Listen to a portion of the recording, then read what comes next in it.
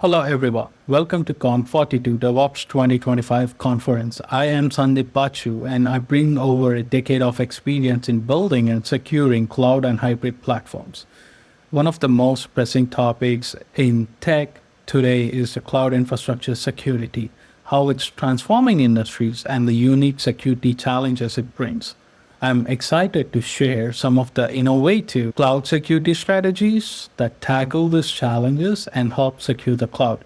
Let's dive in and make the most of this exciting session. Just a disclaimer, the presentation, slides, information I shared today represent my own personal views and speaking for myself and not on behalf of my employer. So now let's talk about the cloud-driven future. By 2025, 75% of the enterprise data will be created and processed in the cloud, enabling the real-time insights and accelerating digital transformation across the industries. As the cloud adoption is increasing, 94% of the enterprises are already leveraging cloud services, driving cost optimization, scalability, and business agility. So the cloud adoption is becoming a core pillar for competitive advantage and operational resiliencies. So as adoption increases, so as the cyber attacks. So organizations face thousands of cyber attacks on average daily. So the strengthening of cloud security and implementing the advanced threat detection are critical for protecting the sensitive data. What exactly is the zero trust architecture? Zero trust assumes all users and devices are untrusted by default. So the continuous verification and contextual access control ensures security at every point of access, whether it's internal or external. Some of the important models are trust nothing, verify everything. So if we take the multi-factor authentication or real-time risk analysis or identity access management, all these systems continuously verify every access request, ensuring that only authorized entities gain access. Next is the continuous authentication, which is an ongoing process based on user behavior, device health, location, which is like adapting in real time to changes. This is like a dynamic approach which prevents unauthorized access post login. We can talk about the micro-segmentation, which is more like isolating the systems into the smaller segments using techniques like VLANs, software-defined networks, network access controls, ensuring that least privilege principle and granular control over data flows, and reducing the lateral movement in the event of a breach or attack vector. When we talk about the advanced IAM methods, this is nothing but an identity access management methods. There are multiple authentication methods out there which are like single sign-on, certificate-based authentication, passwordless authentication, token-based authentication, hardware tokens, and some of the commonly used mechanisms are biometric authentication, which leverages the unique physical traits like fingerprints, facial recognitions to enhance the security. Combined with encryption and machine learning algorithms, the biometrics offer a high level of fraud resistance and accuracy. Next is the multi-factor authentication, which requires multiple forms of verification like password, one-time code, which provides a multi-layer defense, making it harder for attackers to access accounts and move laterally within systems. Next is the adaptive access policy, which is like a real-time context-aware policies which dynamically adjusts authentication requirements based on user behavior, device security, and location, optimizing the security without compromising the usability of the systems. Next is how we can leverage the AI and ML in the cloud security, which is by using AI-driven threat detection, which can process millions of security events per second, which enables the identification of some of the important or attacks like zero-day vulnerabilities, ransomware attacks, which helps in responding 50 times faster than traditional methods. Next, for the behavior analytics, we can leverage the machine learning, which can continuously monitor user activities, which helps in creating that baseline behavior profiles. So, which helps in identifying the anomalies like accessing the sensitive data from unusual locations, trigger instant alerts to prevent insider threats and account takeovers. We can also use the AI-based security tools, which can reduce false positives up to 50% as compared to the traditional signature-based security systems, which allows security teams to focus on the real threats, improving the response time and also the operational efficiency. And we talk about like how we can leverage some of the quantum resistant encryption methods.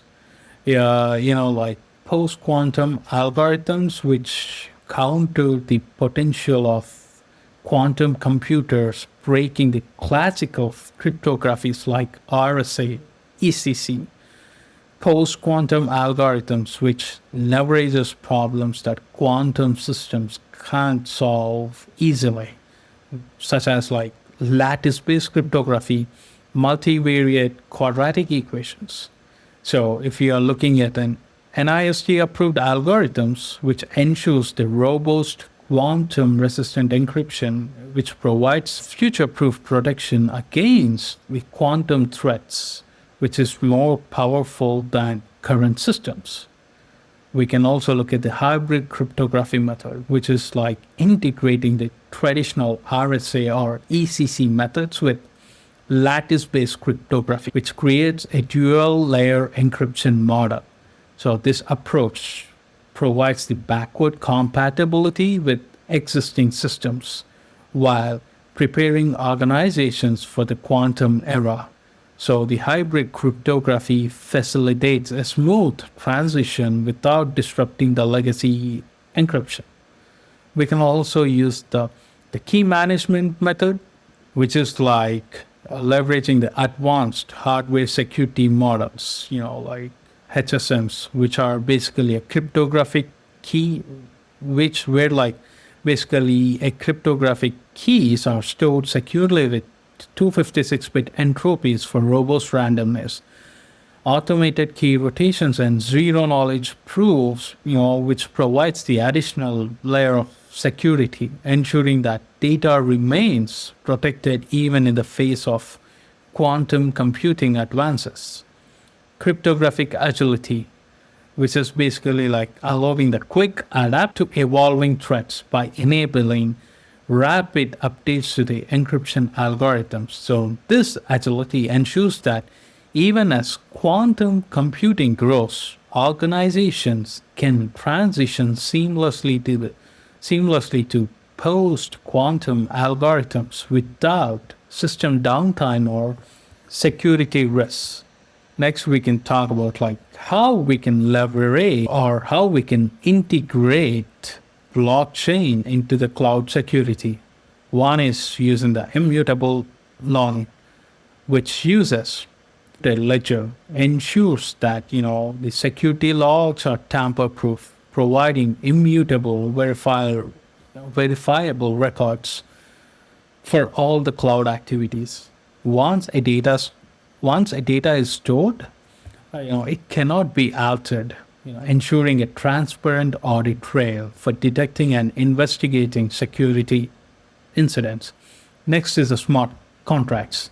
So smart contracts can automate security policy enforcement, which includes the access control, encryption standards, and data sharing rules.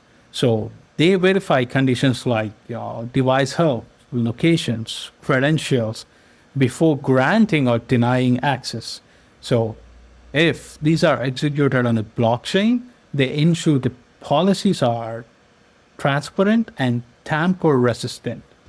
Next, we can look at the decentralized identity, which puts users in control of the personal data, where the data is stored in a secured distributed ledger, so which is like a cryptographically verified identities, which ensures only authorized parties can access the sensitive information, reducing the centralized data breach risk and also prevents the identity thefts. So some of the micro-segmentation strategies are network mapping, which helps organization gain a comprehensive understanding of their infrastructure. By identifying and categorizing these assets and traffic flows, network mapping ensures that security vulnerabilities are identified, threats are mitigated, and performance is optimized. We can also look at the policy creation, which helps defining the granular security rules for each segment. Policies like least privilege access ensures that users, devices, and applications only have access to essential resources like securing sensitive data and ensuring the regulatory compliance. We can look at the segmentation implementation, which divides networks into smaller and isolated zones, so ensuring the data is protected even if an attacker compromises one of the segments like VLAN, software-defined networks, or network access controls, which enforce strict communication policies between these segments, so preventing the lateral movement and reducing the attack surface. We can also implement continuous monitoring, which ensures that all segments are secure and compliant. This will help systems detect suspicious activities and potential breaches, providing continuous feedback to adjust segmentations and also improve security posture as new threats emerge. Next is the serverless architecture, which offers scalability and cost efficiency. While it represents a unique challenge in securing dynamic ephemeral components like functions, APIs, and event triggers. So securing these components involves creating a model that addresses the absence of underlying infrastructure, so making the traditional security approaches difficult to apply. If you are looking at the functional level security, which is composed of stateless isolated functions, which gets triggered by events. So securing them involves applying granular IAM policies, least privilege access, and also the RBAC to restrict resource access. So the best practices such as like input validation, output, and also the function isolation, minimizing the risk like injection attacks. So for multifunction environment, ensure that breaches in one function don't lead to that important lateral movement. Next is the API gateway protection. So the API gateway is like an entry point to the serverless functions. Securing it requires strong authentications like OAuth or API keys and authorization to control access. So we can also do additionally like rate limiting or throttling, which prevents the DDoS attacks, while integrating a WAF, which is like a web application firewall, which protects against vulnerabilities such as SQL injections. So the monitoring the API traffic, which helps in enabling the quick detection of suspicious patterns and also the unauthorized access attempts. Next is the event-driven, which are triggered by actions like HTTP requests or file uploads or database changes. The security involves like applying policies that responds to these event-driven activities in real time, such as like logging, data encryption, or alerting on abnormal behavior. Anomaly detection can be done using the machine learning, which can identify the patterns of the potential attacks, like function triggered by the unrecognized source. Events can be monitored, and also the policy thresholds can be set to block the malicious activity before execution. Next is these serverless functions often rely on external libraries or services which can introduce vulnerabilities, which is nothing but a third party dependency scanning. So we can do the continuous scanning of these dependencies, ensuring that vulnerabilities are detected and patched, like tools like static analysis or dependency scanners, which automatically assess the health of the third party code and identifying the outdated or insecure libraries, and also preventing vulnerabilities from being incorporated into your serverless ecosystem.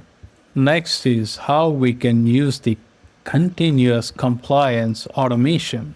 So, automating the compliance ensures that organizations consistently adhere to all that regulatory frameworks without relying on manual audits. So, by leveraging the automated tools and cloud native services, organizations can maintain compliance at scale and also in real time by reducing the manual errors and also the audit overhead. So, the automated compliance, which is nothing but starts with defining the policies which align with the specific regulations of the organization or industry.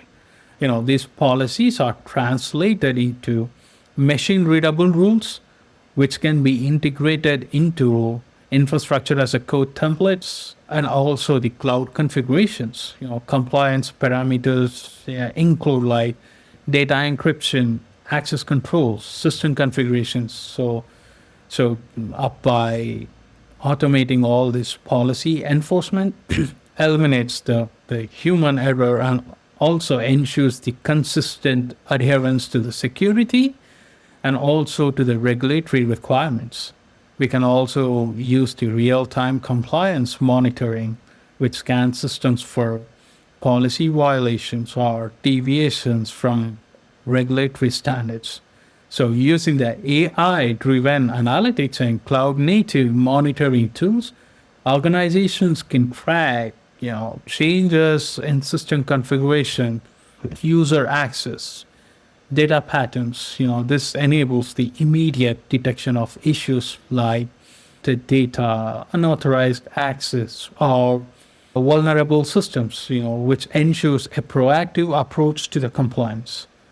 And also the automated which helps in detecting a compliance violation, or also automated remediation systems initiate the corrective actions such as reverting the configurations or applying patches or restoring the access control settings. If you are integrating this with your CI/CD workflows or pipelines, right, which enables the continuous compliance during the development, testing, and production cycles. This also helps in reducing the response times and ensures that violations are addressed before they escalate, minimizing the risk of penalties or data breaches. Automated tools can generate real-time compliance reports that provide detailed, accurate overview of the security configurations, patching history, and also the policy adherence. So these reports are like the audit ready and which can be generated on demand to simplify the regulatory assessment. So they offer pretty much like a transparency and provide a comprehensive record of actions which can be taken to achieve and maintain compliance. So thus streamlining the audit process and also reducing the workload of the compliance issues. So some of the key initiatives are like embracing the zero trust architecture. In zero trust model, as we said earlier, no entity is trusted by default, whether it's inside or outside of the network. So the identity centric approach, which ensures that all requests, whether from users, devices, or applications, right, everything is authenticated, authorized, and continuously verified. So the principle of least privilege access, which ensures that only necessary resources are granted, minimizing the attack surface. So to implement zero trust, organizations must deploy some of the strategies like multi-factor authentication, role-based access controls, micro-segmentations, and continuous monitoring that ensures every interaction is validated and logged. Next is leveraging the AI and ML capabilities. So AI and machine learning are, revolutionizing the security by enabling the predictive threat detections, by analyzing the large data sets in real time. So these technologies can identify anomalous patterns or potential threats even before they occur. So the behavior analytics powered by AI can spot the insider threats. It also detects deviations from normal user behavior, improving the detection rates and also reducing the false positive. The ML model also assists in some of these machine learning models, right? It also assists in automating vulnerability identification and also the incident response, which helps security teams to stay one step ahead of all these attackers. And next is preparing for quantum computing threats. It's like future-proof your infrastructure, guys, by implementing the quantum-resistant encryption protocols and also maintaining the crypto agility in your security frameworks. Also, automate the compliance process. We have to streamline the security operations by implementing the continuous compliance automations, which helps in reducing the human errors and also ensures that, in real time, it adheres to all the regulatory requirements. So with this, I would like to reiterate and conclude that some of the key takeaways it's more like offering a roadmap to help your organization stay ahead of evolving security threats, is to follow, and also the compliance challenges, right, is to follow all these emerging technologies like quantum computing, and also by taking proactive steps where you can build a more resilient, adaptive, and future-proof security infrastructure.